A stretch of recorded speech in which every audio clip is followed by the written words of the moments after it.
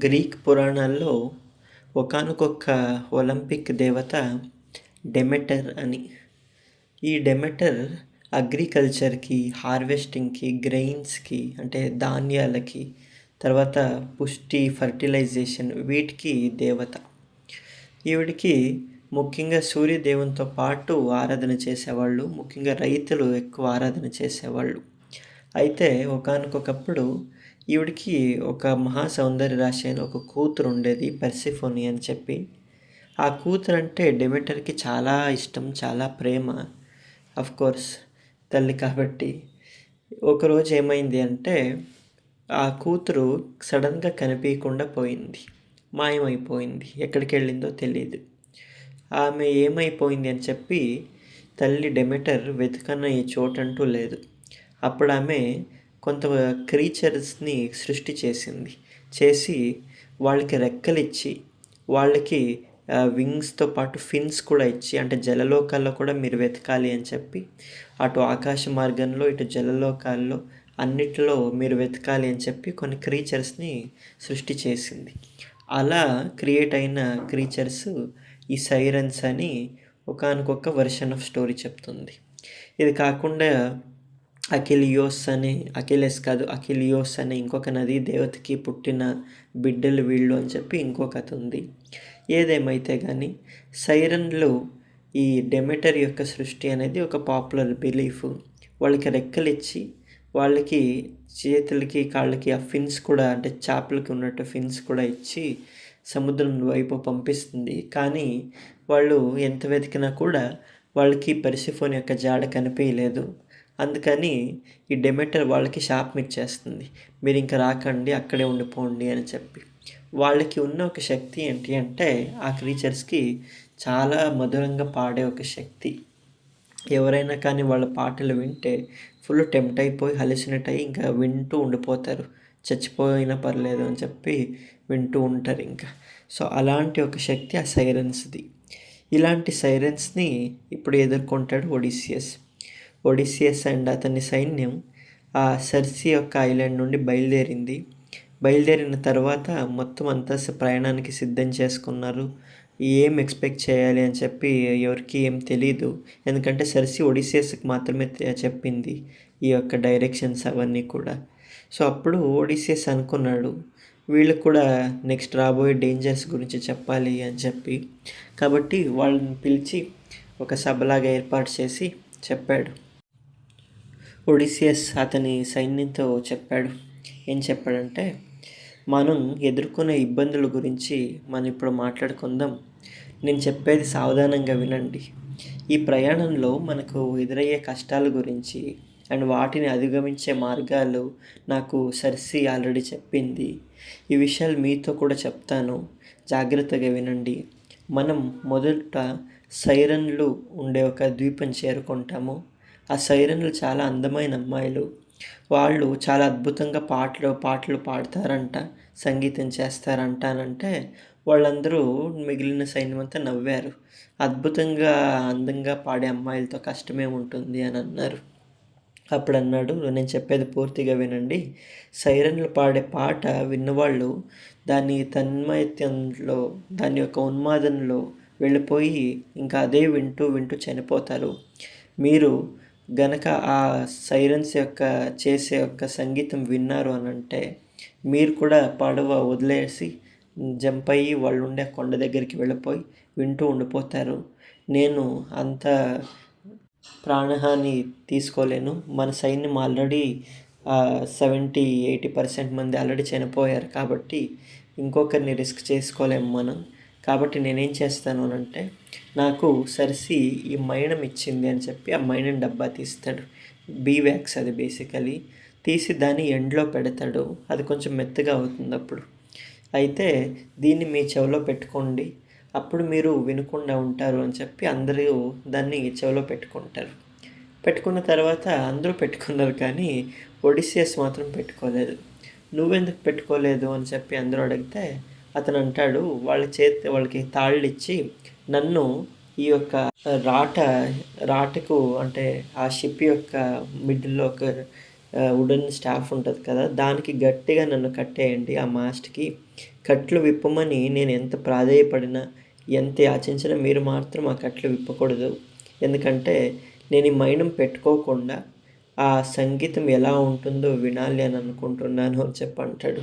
అందరూ అనుకొని, ఎందుకు ఇలా చేస్తున్నావు, నువ్వు ఒక్కడే వింటే మేమందరూ వినొద్దా అని చెప్పి అన్నారు. కానీ ఒడిసీస్ అన్నాడు, లేదు, నాకు చాలా నిగ్రహ శక్తి ఉంది, మిమ్మల్ని ఇక్కడి వరకు బ్రతికించుకొని వచ్చాను కదా, నా గురించి అనుమానం పడతారేంటి, నేను ఈ సంగీతం వినాల్సిందే, కానీ మీరు మాత్రం వినకూడదు, మీరు మైనం పెట్టుకోండి అని అందరికీ పెట్టాడు. అంటే ఈ సీన్లో మనం రెండు చూస్తాము. ఏంటంటే నిషిద్ధ కర్మ అని ఒకటి అంటాం మనం. ఏది చేయొద్దు అని చెప్తారో దాన్నే చేయటం. పలానా వస్తువు గురించి ఆలోచన చేయొద్దు అని చెప్పంటే మనం దాని గురించి ఆలోచన చేస్తాం. సో అట్లా ఈ ఒడిసియస్‌కి కూడా డేంజర్ అని అంత చెప్పినా కూడా, ఆ సైరన్‌ల యొక్క పాటలు వినకూడదు అని చెప్పినా కూడా, అసలు ఎలా ఉంటుంది వింటే అనే ఒక కుతూహలం ఉంది. కానీ ఆ డేంజర్‌లోకి కంప్లీట్‌గా వెళ్ళాల్సిన ఒక రిస్క్ కూడా అతను తీసుకోలేడిప్పుడు. అందుకని నన్ను కట్లతో కట్టేయండి అని చెప్పి చెప్తున్నాడు. నేనెంత ప్రాధేయపడినా కూడా మీరు విప్పకూడదు అని అన్నాడు. అండ్ ఇంకొక విషయం ఏంటంటే, గ్రీకులు by their heart they were very wonderful connoisseurs. అంటే వాళ్ళు సౌందర్య ఆరాధకులు. వాళ్ళకి కళ అంటే, మ్యూజిక్ అంటే, డాన్స్ అంటే, సాహిత్యం అంటే వీటి మీదనే వాళ్ళ ఒక అభిలాష అంతా. నేను గ్రీక్ మైథాలజీ గురించి మాట్లాడిన ఫస్ట్ డే స్పేస్లో ఆ గ్రీకుల యొక్క సౌందర్య ఉపాసన ఎలా ఉండేదని చెప్పాను కదా. సో ఒడిసియస్‌కి కూడా ఆ internal feeling of experiencing beauty అది తెలుసుకోవాలి అని అనుకున్నాడు. అందుకని సరే అని చెప్పి అతని సైనికులంతా అతనికి కట్లు కట్టేశారు. కట్టి వాళ్ళు ప్రయాణం స్టార్ట్ చేశారు. కొంత దూరం వెళ్ళిన తర్వాత ఆ మేఘం అంతా కంపించింది. సడన్‌గా ఎక్కడి నుండినో ఒక భయంకరమైన ఒక ధ్వని వినిపించింది. కెరటాలపై ఆ పడవ అసలు సుళ్ళు తిరిగేస్తోంది. ఏదో మంత్రం వేసినట్టు గాలి అకస్మాత్తుగా ఆగిపోయింది. సడన్‌గా ఎవ్రీథింగ్ బికేమ్ సైలెంట్. అప్పుడు ఒడిసేస్ అన్నాడు, మనం ఆ సైరన్‌లో ఉండే దివి దగ్గరికి వచ్చినట్టుంది. త్వరగా తెరచాపలంట అన్నీ దించండి. సామాన్లంతా భద్రపరచండి. నిశ్శబ్దంగా ఉండండి. అప్రమత్తంగా ఉండండి అని చెప్పి అందరికీ కాషన్ ఇచ్చాడు. ఇచ్చి అతన్ని కట్టేశారు గట్టిగా. ఇప్పుడు ఆ సైరన్ల యొక్క దివి దాటాలి. అందరూ ఒడిసియస్ చెప్పినట్టే చేశారు. చేసిన తర్వాత ఆ పడవ దగ్గరికి వచ్చింది ఆ దివికి. రాగానే ఎక్కడి నుండో కొంతమంది ఆ పూలవనంలో నుండి కొంతమంది అందమైన స్త్రీలు బయటకొచ్చారు. వాళ్ళకి రెక్కలున్నాయి. వాళ్ళ యొక్క చేతిలో కొన్ని సంగీత ప్రాకారాలు, కొన్ని మ్యూజికల్ ఇన్స్ట్రుమెంట్స్ అన్ని పట్టుకున్నారు. పట్టుకొని అద్భుతమైన గానం చేస్తున్నారు. గాన మోహినిలు వాళ్ళు. గానం చేస్తుంటే మిగిలిన వాళ్ళకి ఏమి వినిపించట్లేదు, కానీ చూస్తూ ఉన్నారు ఏమో జరుగుతుంది అనేది. కానీ ఒడిసియస్కి వినిపిస్తుంది. ఒడిసియస్ వాళ్ళ యొక్క సంగీతం వింటున్నట్టే అతని కళ్ళు మూసి కళ్ళు ఇట్లా తీస్తున్నాడు. హెలిసినేట్ అయిపోతున్నాడు. అదేమో ఆశ్చర్యమో ఏమో కానీ ఒడిసియస్ దగ్గరికి వచ్చేసరికి అతని మనస్సు చలించిపోయింది. అంటే మిగిలిన వాళ్ళంతా దృఢంగా ఉన్నారు, కానీ నేను గట్టిగా ఉంటాను అని చెప్పిన ఒడిసియస్సే మనసు చలించిపోయింది. వాళ్ళని మళ్ళీ చూడాలని అనిపించింది అతనికి. వాళ్ళతోనే కలిసి ఉండిపోవాలని అనిపించింది. తన యొక్క శేష జీవితం అంతా ఈ సైరన్ల మధ్యలోనే గడిపేస్తాను నేను. నాకు ఇంటికి వెళ్ళాలని లేదు. నాకు ఇథాకాకి వెళ్ళాలని లేదు. మళ్ళీ ఆ రాజ్యము ఇదేమీ వద్దు. ఈ సైరన్స్ పాడుతున్న పాట ఇదొక్కటి చాలదా మనకి అని చెప్పి ఒడిసియస్ అతని సైనికులకు చెప్తున్నాడు. ఈ కట్లు విప్పండి, నేను సైరన్లతో ఉంటాను. కావాలంటే మీరు ముందుకు వెళ్ళండి. కట్లు విప్పండి అని అసలు అందరినీ ప్రాధేయపడుతున్నాడు. కానీ ఎవరికి వినిపించట్లేదు. అతని కాలు ఇట్లా లాగి కిందకి లాగి పైకి లాగి కట్లు తెంపుకోవడానికి, అంటే ఆ మోకాళ్ళని తెంపుకొని ఆ సైరన్లతో ఉండిపోవాలని ట్రై చేస్తున్నాడు. కానీ ఎవరు అతని వైపు కూడా చూడట్లేదు. ఏదైతే కొంతకాలం తర్వాత ఆ గంభీరమైన ధ్వని కాస్త నెమ్మదిగా తగ్గుతూ వెళ్ళింది.